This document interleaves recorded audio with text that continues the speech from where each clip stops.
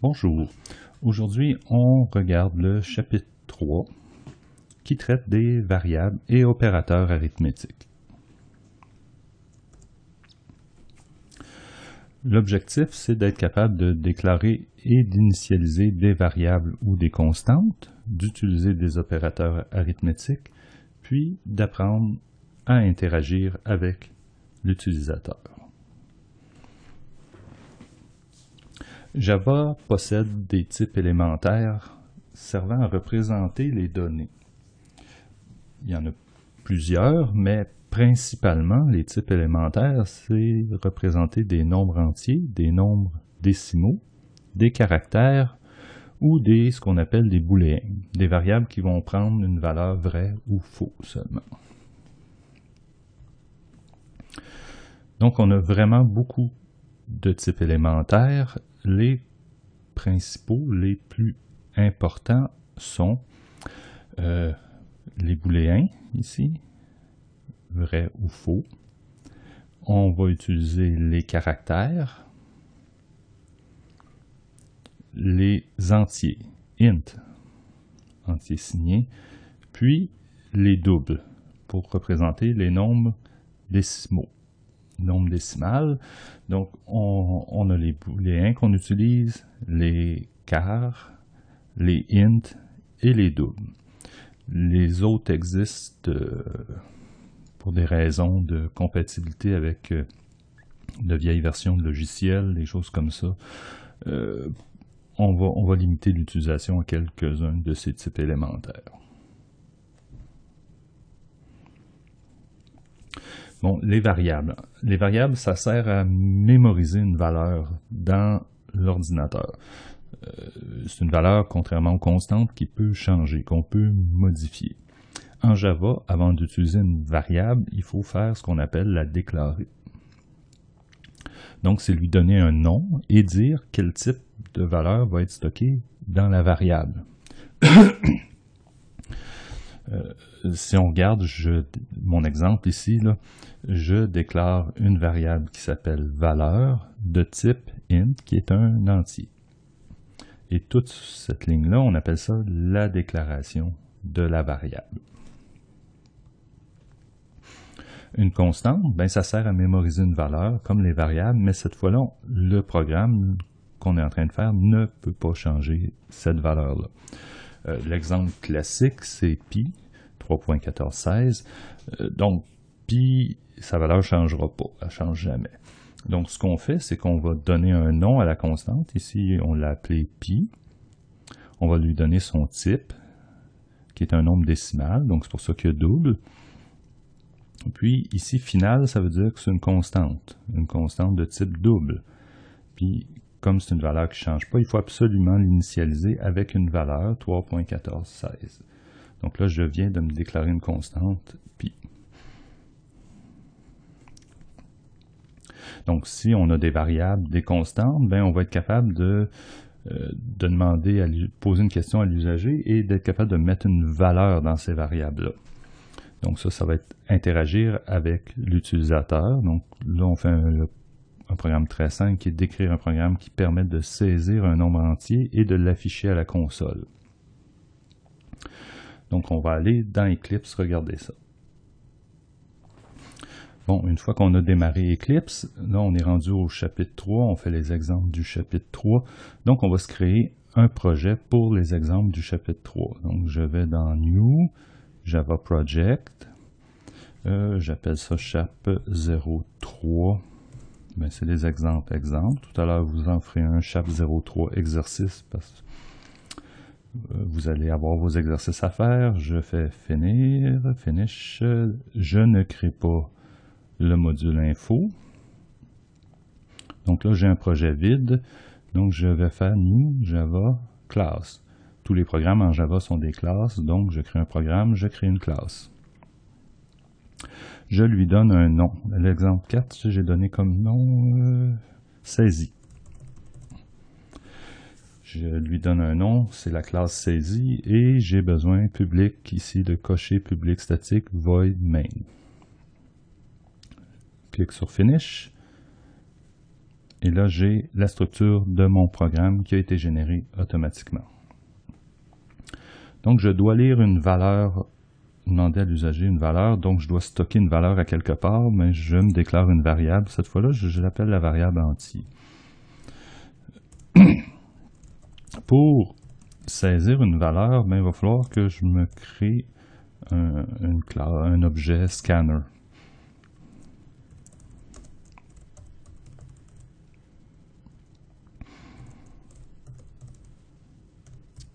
Comme ça. Et c'est ça qui va me permettre de demander à l'usager une valeur, de saisir une valeur. L'usager va taper une valeur et c'est avec un scanner que je peux saisir une valeur, un entier, un double. Donc, vous voyez, c'est souligné. Scanner est souligné, c'est parce qu'il y a une erreur dans ma ligne. C'est quoi l'erreur? C'est que je dois importer une bibliothèque, une librairie, pour être capable d'utiliser cet objet scanner. Donc, il me dit ici, vous voyez, j'ai des quick fix. Donc, si je vais ici dans le troisième, import scanner in Java util. Il corrige l'erreur. Bon, il faut toujours faire attention avec les suggestions, c'est pas toujours bon. Donc, il faut importer la librairie. Donc, j'ai une ligne qui est apparue en haut, import Java util scanner.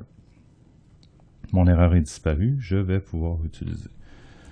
Bon, system.out.println. On a vu dans les chapitres précédents que le system.out me permet d'afficher à la console un message. Donc là, évidemment, c'est la question que je vais poser à l'usager. Je veux un entier, je pose une question entier 2 points. Ça, c'est juste le message que j'affiche à l'usager. Si je veux saisir une valeur, entier égale sc.nextInt.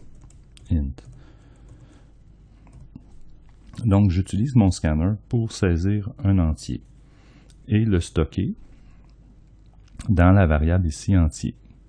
Donc, ça va me permettre l'usager va taper quelque chose au clavier, puis ça va être saisi dans la variable entier. Et là, j'affiche un autre message, .print, voyons, println. Et là, le message, c'est votre entier est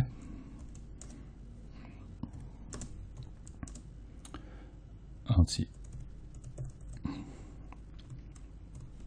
Donc, si on remarque ici, je suis en train de construire un message à afficher.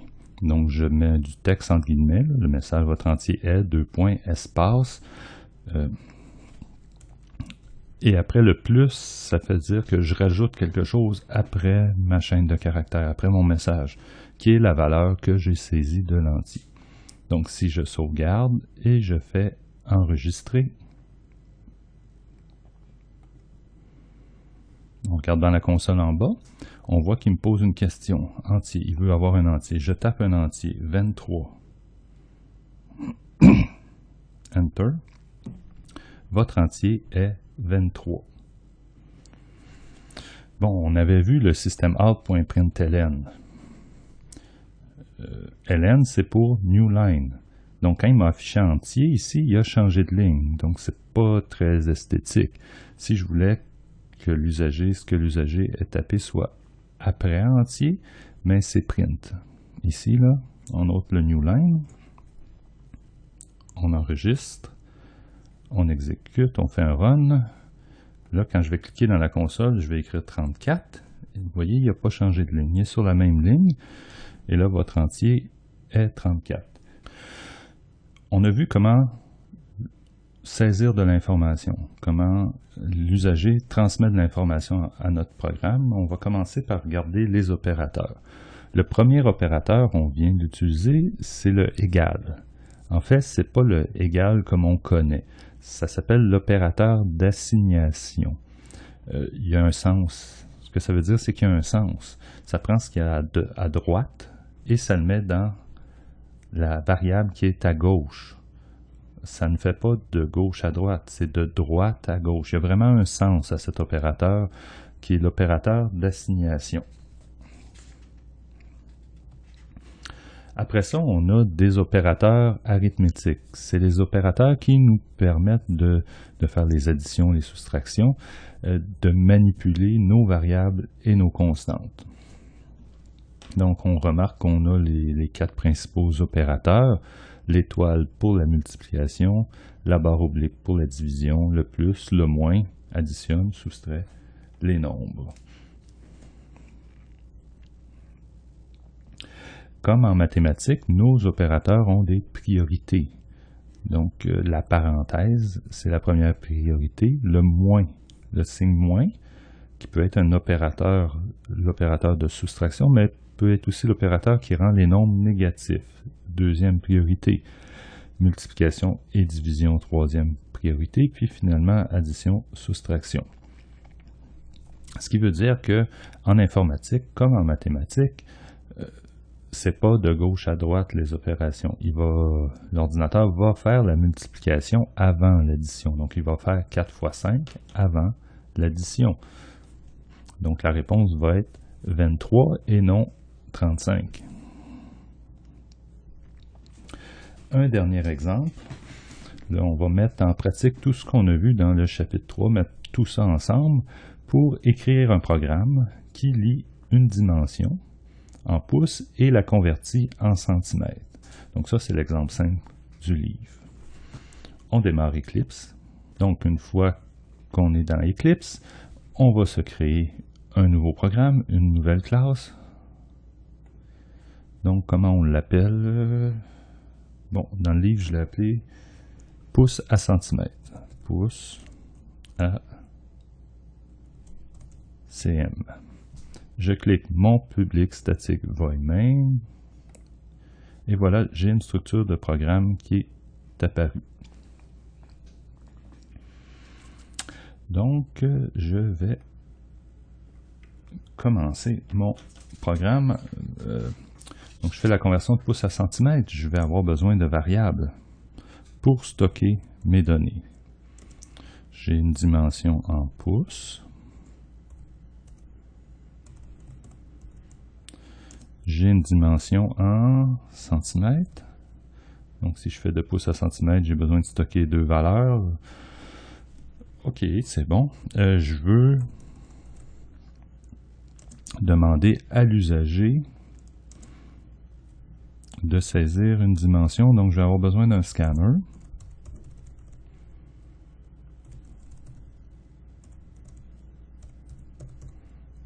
Et voilà. Je vais aller ajouter la librairie javautil.scanner ici en haut, importer ma librairie. Donc là, je peux commencer. Je pose une question à l'usager. System out.print. Quelle va être ma question? Ben, je veux nombre de pouces. Je veux qu'ils me disent combien de pouces.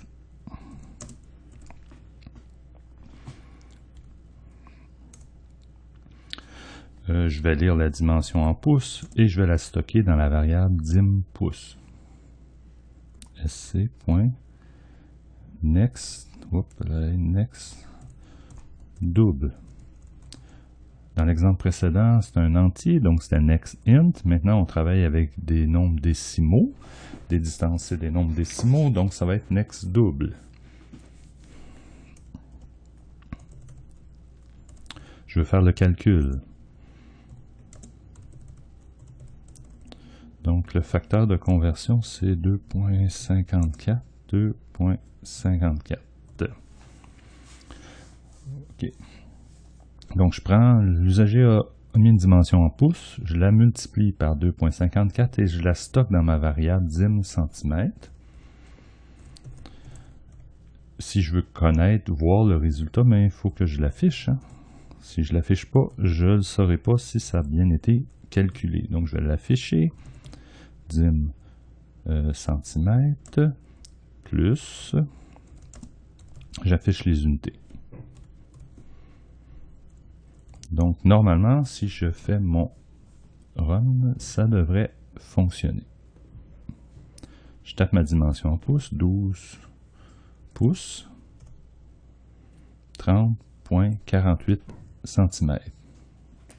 Oui, ça marche. On essaie avec un autre chiffre. 2,3. Oh, ça marche pas.